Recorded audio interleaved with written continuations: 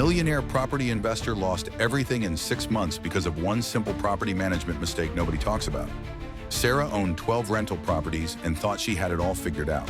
Cash flow was steady, tenants seemed happy, and her portfolio was growing. Then disaster struck.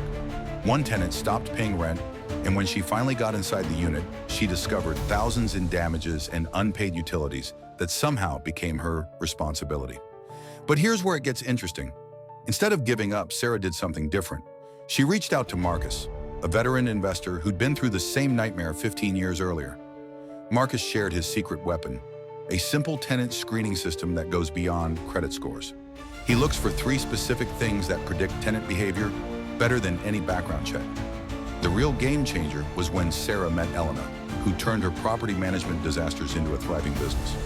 Elena showed her how one bad tenant experience taught her to create systems that actually prevent problems before they happen.